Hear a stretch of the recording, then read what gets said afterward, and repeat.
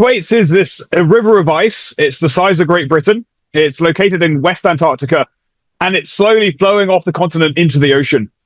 So to stand on Thwaites, you're surrounded by white. There's ice and snow as far as you can see.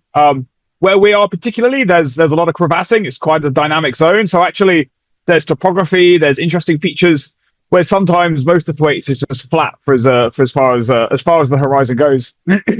But it's nice and sunny here. The wind is quite light, so it's a nice day to be here.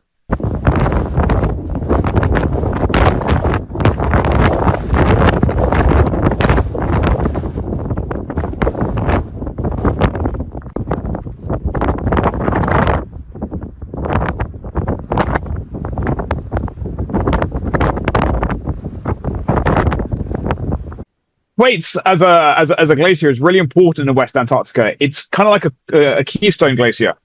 We kind of understand from our modeling that if we lose Thwaites, if Thwaites were to collapse entirely, it might destabilize the rest of the region.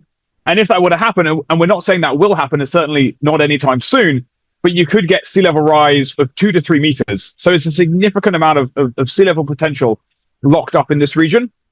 So we're here on Thwaites to really understand how it's evolving and why it's evolving so quickly.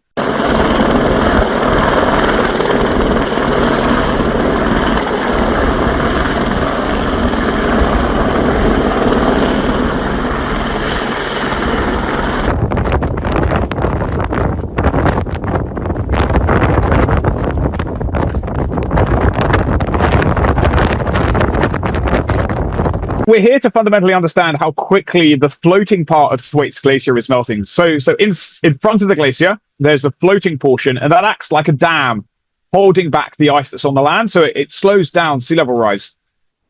But we know it's melting from beneath, and we want to understand why it's melting and how quickly it's melting and what's driving that melting.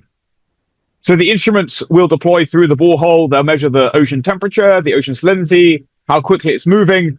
And from all of that information, we'll be able to kind of reconstruct a picture of what drives this rapid melting that we see, and try and understand why that's causing the glacier to disintegrate.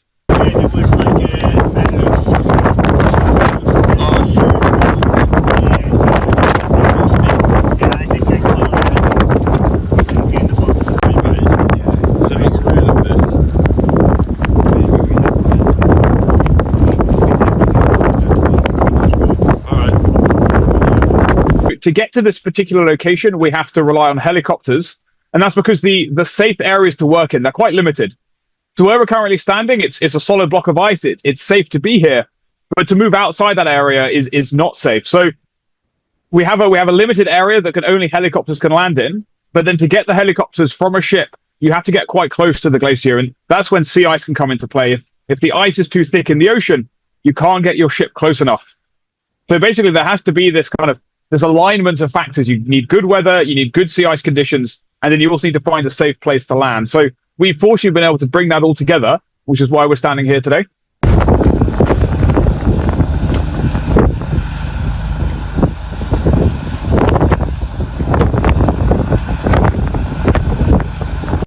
Go, do your job.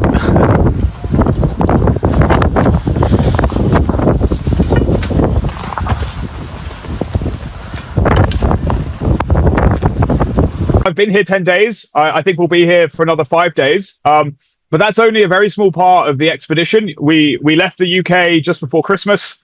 I'm back at the end of February, beginning of March. And that's because it takes time to get here. So we're 12 days out of New Zealand on the ship. So even once we're back on the ship, it's 12 days of just steady cruising across the Southern Ocean. Probably a lot of waves, a lot of bouncing back to New Zealand. Nope.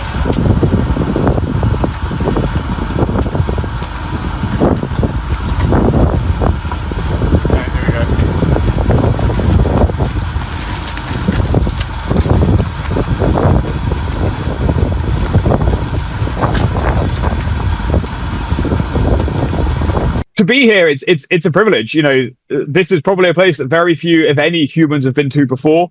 Coming down on the ship, we were seeing parts of the ocean which no one's ever been able to get to because they used to be covered in ice, and now that ice is gone. The ice shelves are disintegrating, so it's quite sobering at the same time to be seeing these changes happening in real time.